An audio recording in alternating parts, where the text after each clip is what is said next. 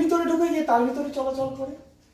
শিকড়ের ভিতরে থাকা কোষগুলো সেই কারণে মারা যেতে পারে।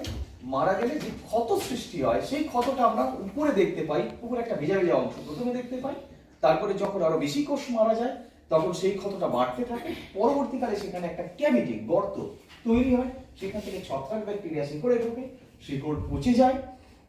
শিকড়ের কাজ কি? একটা আরেকটা খনিজ সংগ্রহ করে গাছকে দাঁড় করিয়ে রাখা। এক্স্যাক্টলি অ্যাঙ্কারিং, অর্থাৎ গাছকে মাটির সাথে আঁকড়ে ধরে রাখতে সাহায্য করে। তাহলে আমার শিকড়টা যখন দুর্বল হয়ে গেল গাছটা হালকা ঝড়ে হালকা বাতাসেও টপল ডাউন করবে। আর কি হতে পারে? একটা সহনশীল জাত, ব্যাকটেরিয়া সহনশীল একটা জাত।